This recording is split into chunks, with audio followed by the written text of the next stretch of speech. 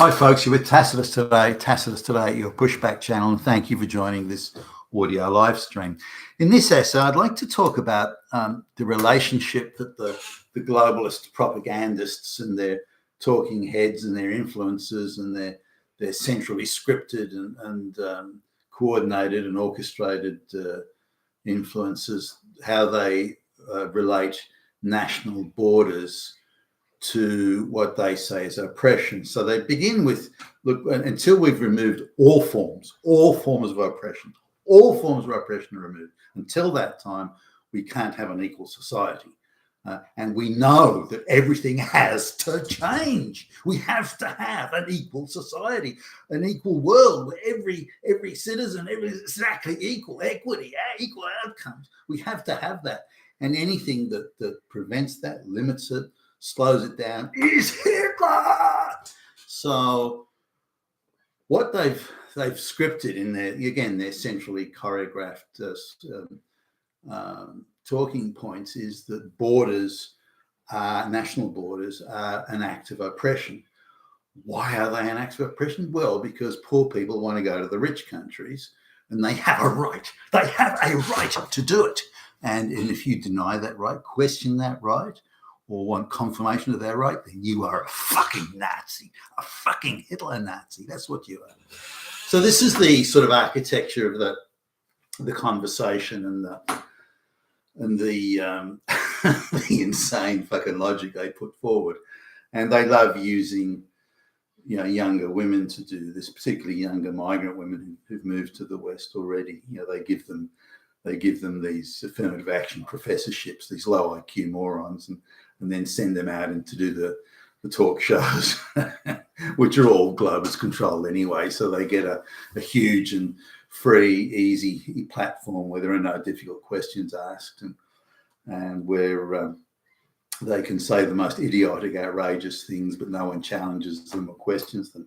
So this is part of the thing. So borders are racist, borders are oppression, a key oppression, a central oppression. Until that oppression is removed, then there can be no equality anywhere, about anything, at any time. So let's try and work through some of the arguments that they put forward. Now, they're varied and they've got sort of primary arguments, then subset assertion. Well, they're not arguments, they're assertions that they assert. They don't present evidence or facts or anything, they just simply assert. And those assertions are in most, media outlets and so on are treated with, and most media outlets just parrot those assertions as if they were fact, as if it was undisputed fact. It's beyond debate. Nothing to discuss here. Nothing to talk about. Borders are racist and they're fucking Hitlerite, Nazi, fascist racism. I suppose there's a few things sort of worth looking at here and going through that. Now, the borders of the most successful economies, certainly pre the United States, at least, the borders of the most successful economies were built around a long-term, long-standing identity of the people living in that geographical region. And they were the precursor to nationalism. Now, it wasn't always so, and it didn't always work perfectly, and there wasn't, absolute sort of unanimous opinion or anything like that. But so once the population of Britain or England, we'll say, England, Wales stabilised, there was really no new incoming people other than very small numbers. So with the Huguenots to Britain, but they came in very small numbers. And so it formed over time a national identity. The same could be said for France, for example. Large parts of Germany. Germany didn't federate as a nation until 1871. So even though there was common language and many other common things between the various regions and provinces of Germany, they still, for example, the German states or provinces directly adjacent to France would often side with France during the French and Napoleonic Wars and so on. And then you had, say, the Austro-Hungarian Empire that was run primarily by Germans, Austrian Germans. They would often ally with the opponents of Prussia, who was the main German sort of power at the time. Some of this was religious. The Austrians were Catholic. The Prussians were primarily Protestant. So there are other factors in there. But they did eventually. The various German provinces did eventually federate and became, very quite nationalistic, identified as Germans. That's part of the reason why the Nazis were ginning up the Germanic sort of thing, Germanic nationalism, because it still hadn't been very long since the states federated, the German provinces federated, and there was still some quite provincial views and attitudes around, and the Nazis wanted to create this let's stop bickering as individual states and let's all get together as Germans, which any government that was trying to achieve national unity would have done. I mean, it just happened to be the Nazis, but any government would have done that, assuming national unity was their intention. The communists, by contrast, were trying to splinter the German states up, and the Nazis and the communists were fighting it out in the streets. So that's another consideration there. Coming back now to the borders, there's a few things to look at here. Firstly, that the idea is that the poor people can go to the rich countries, and they should be able to go. And the numbers are touted, the people that either want to go to the West or in refugee camps currently number into the billions with a B. Now, there's only, in the rich Western countries, only something like 850 million people anyway in the richer Western countries. So if you start adding, just the people who are sort of around at the moment that want to go to the West, then they're easily a billion. You add the people, say, just from India and the Indian subcontinent that want to go to the West, or anybody that wants to go to a rich country, you're looking at it. Remember that there are nearly 8 billion people on the planet, and only about 10% of those have a first world lifestyle, and more than a third of those are dirt fucking poor peasants. Now, all those dirt poor peasants, or nearly all of them, want to go to the rich countries.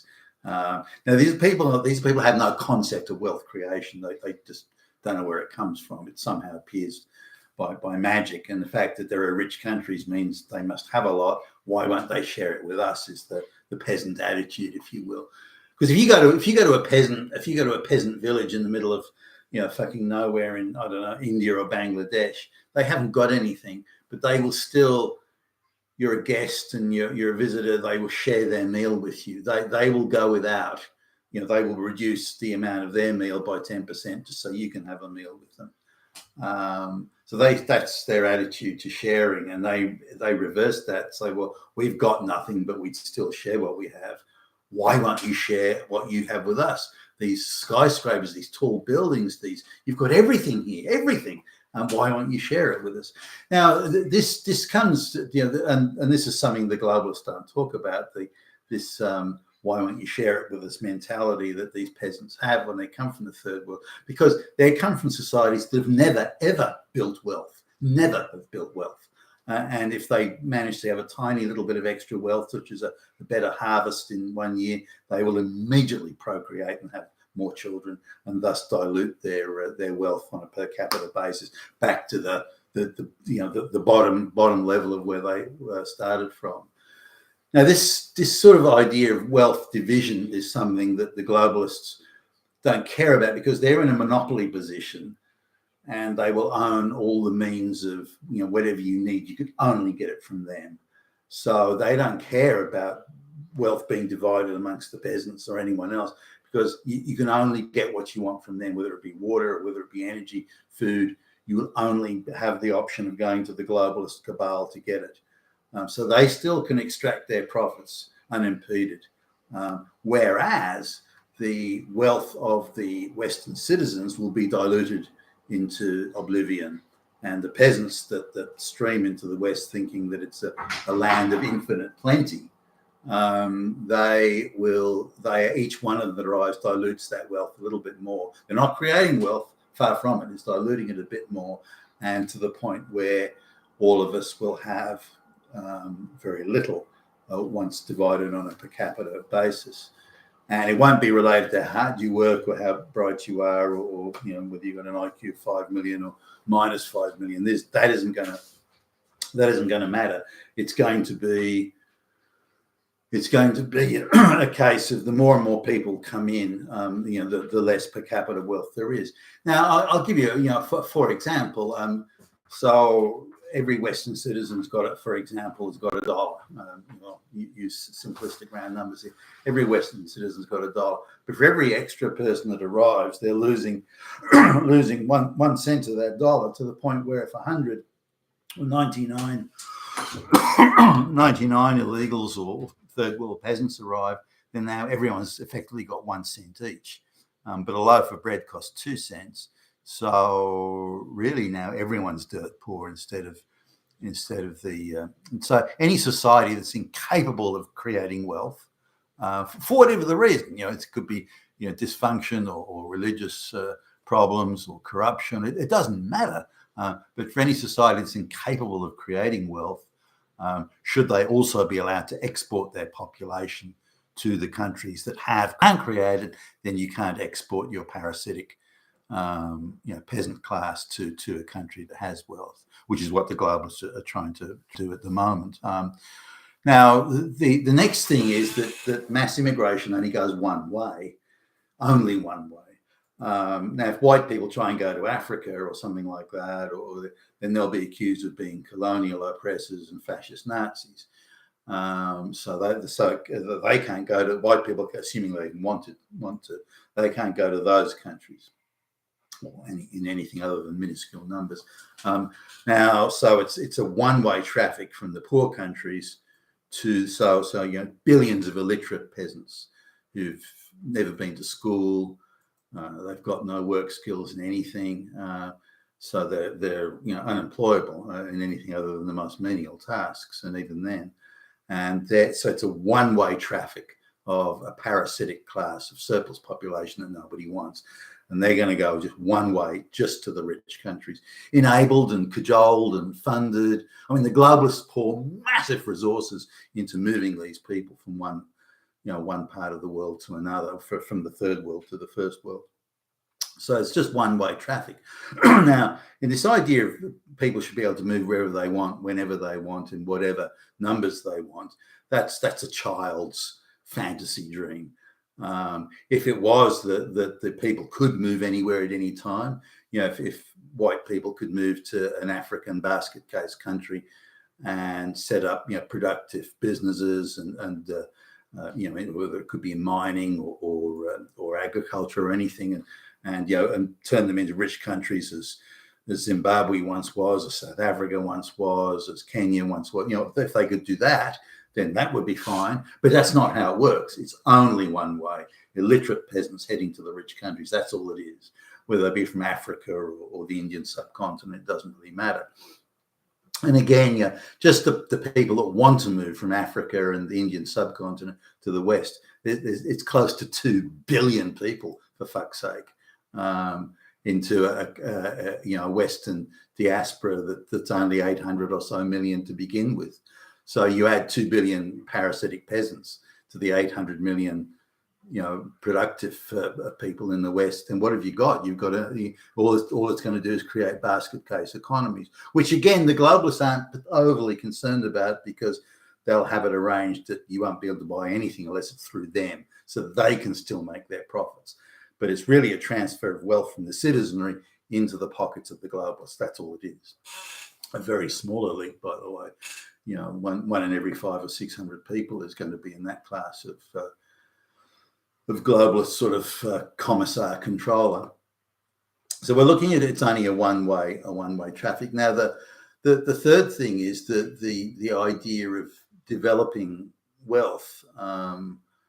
This we know that wealth was developed in the West through advanced technology, better organisation, mercantile class, corruption that was quite minimal, a willingness to work on behalf of the common good of your fellow citizens.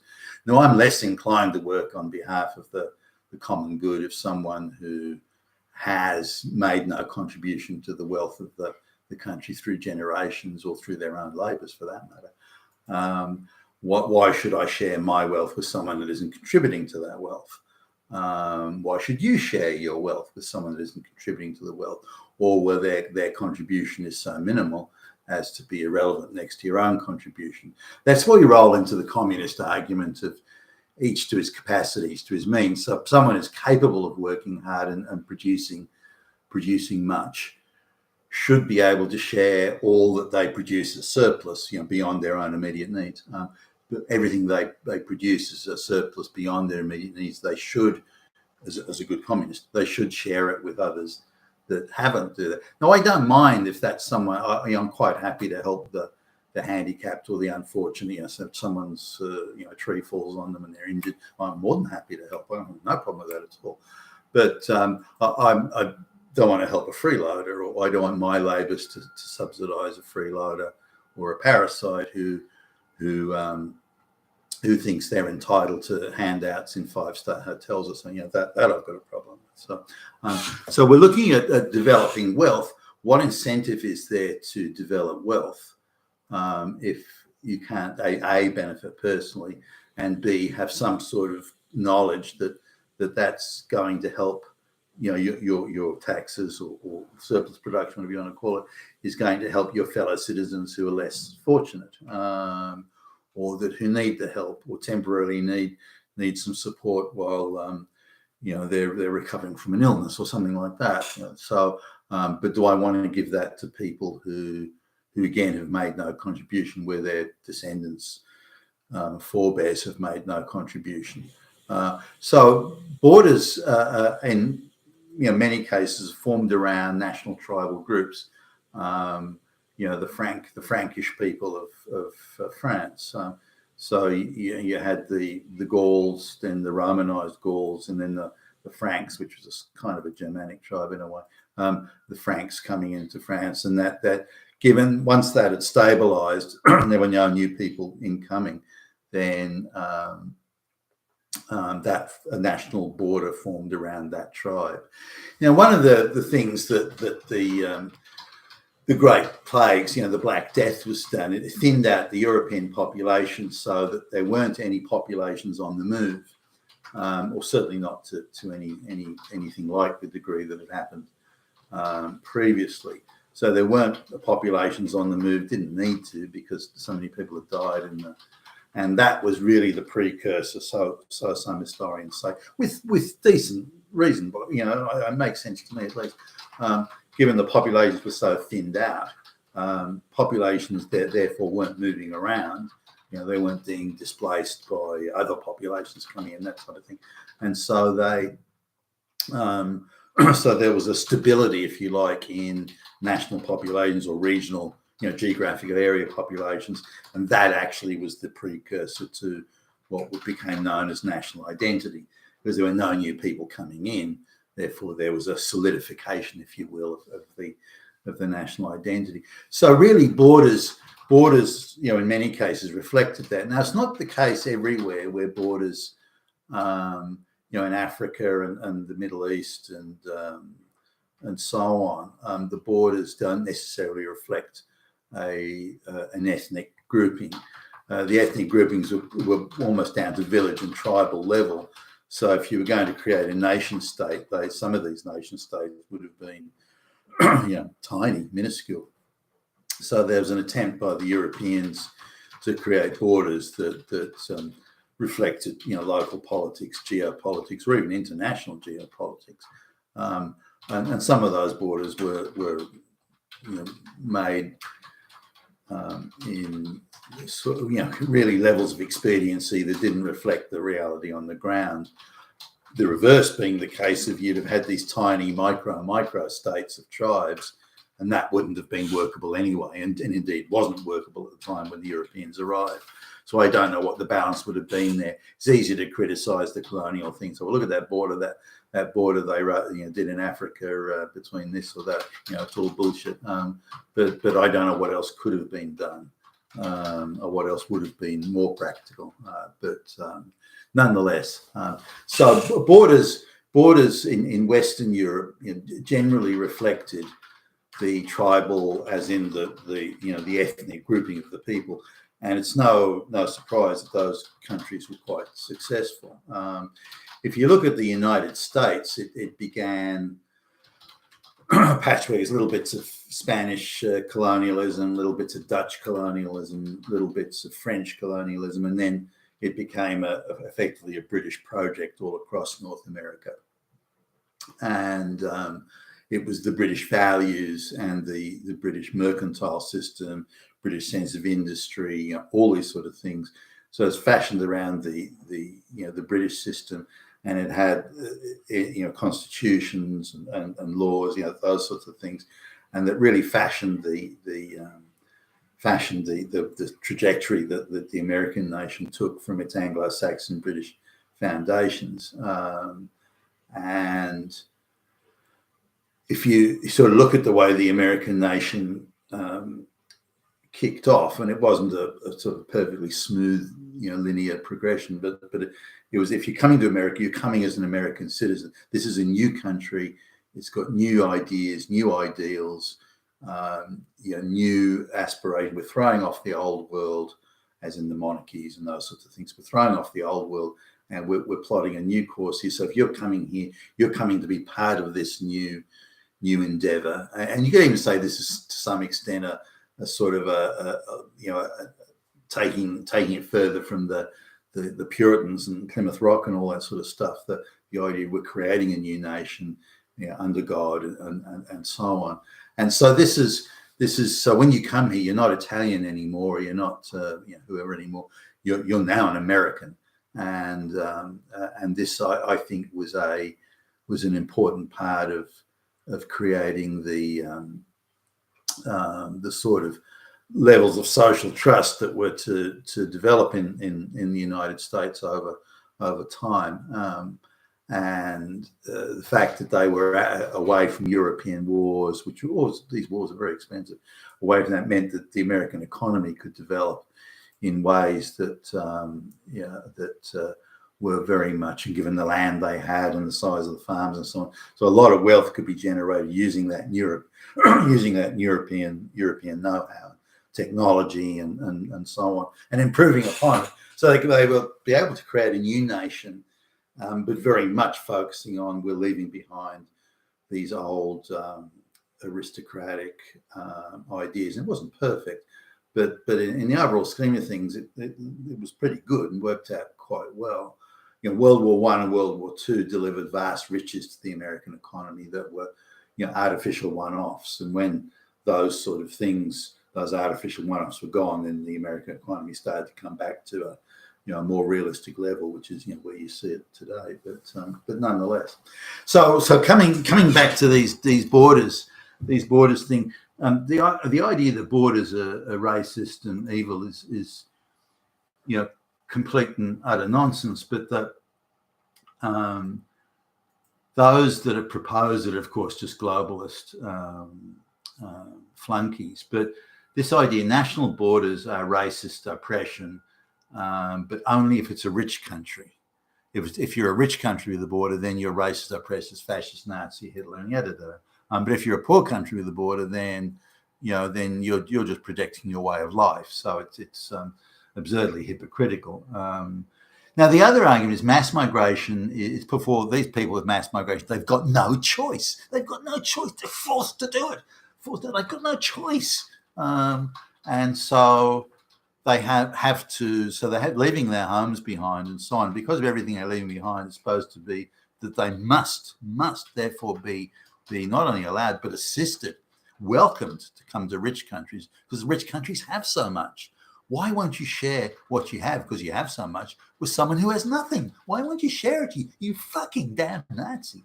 So this idea that people have no choice is bullshit and nonsense. And again, it's another one of their whole argument rests on assertion after assertion after assertion, which because of it's just never challenged or never questioned, even, let alone challenged. Now they're quite happy with the idea of dividing wealth until no one has anything, and also these activists are also don't distinguish between societies that can create wealth and societies that cannot. Now, simply, certainly from what I've seen, and again, I've travelled the world many times over on business and dealt with people here.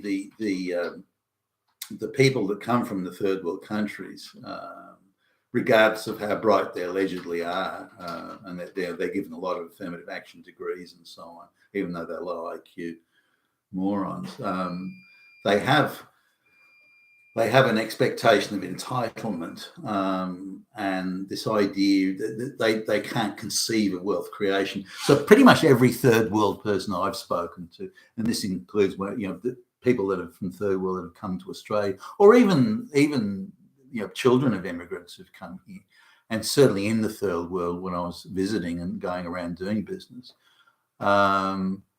they still do, by the way, but they have an attitude of there's a fixed amount of wealth. It's a fixed pot. There is only $1 in the whole world, $1 in the whole world, and you just have to get some of that dollar. And whether if you achieve it by cheating or parasiting or saying you're running away from oppression or something like whatever you have to do to get a piece of that dollar is quite acceptable, because there's only $1, and the only way you can get some is if you take it from someone else. That's the only way. So they have no concept of wealth creation, and you try and explain to them. I was trying to explain to this Malaysian guy not that long ago about wealth creation, and he just couldn't get it. Stared blankly at me and couldn't get it. And he said, no, the only reason why white people are rich is because they stole it from everyone else. And again, he came back to the thing, but there's only a fixed amount of wealth. So if you have more than I have, that means that you must have stolen it from me, because otherwise we both have the same amount. And they come to the West with that attitude and still have it by. So you get the Indian, as an example. I mean, the Chinese are not dissimilar. You get the Indian diaspora here, which is aggressively ethnic in their, they are determined to maintain 100% racial purity, and they only do business with, they'll take money from the white people, but when they're going to spend money, and this is like a national grocery store chain, when they're going to spend money, they only want to spend it with their own people. They only want their kids to date other Indians and marry other Indians.